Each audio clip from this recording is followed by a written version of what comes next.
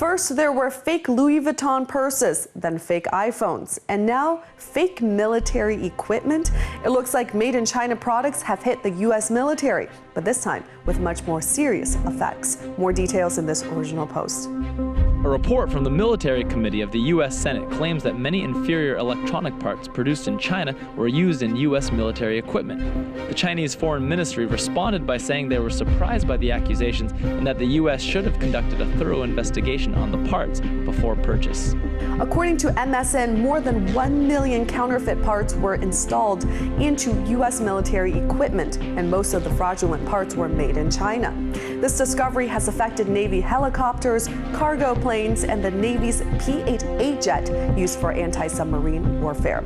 Some estimate that procuring the fakes will cost U.S. semiconductor companies over $7.5 billion annually, plus about 11,000 American jobs.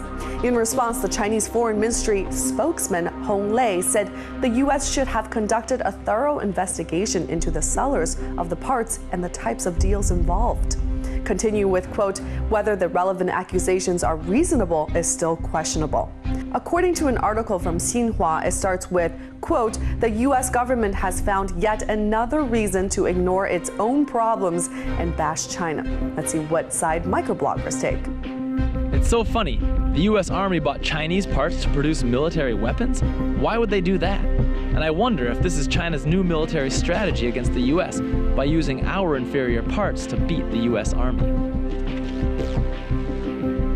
Really? The U.S. Senate issued this kind of report? We can only assume that the U.S. has run out of means to deal with China now. America should export some real American values to China rather than acting more and more like the Chinese, such as taking bribes in businesses and making professional relationships more personal. These posters do make some thought-provoking statements in that, for one, how did counterfeit parts end up in U.S. military equipment in the first place?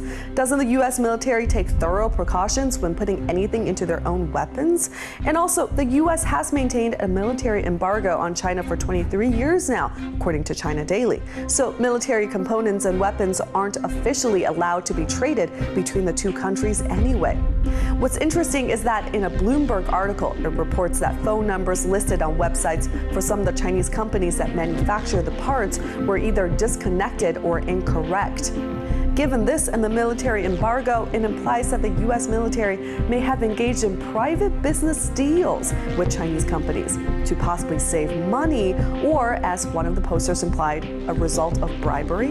Whatever the case may be, these facts have been revealed. 1. The U.S. military has a faulty system for inspecting their military parts. 2. China is still manufacturing counterfeit products. And 3. Sino-U.S. relations just went through another rough patch.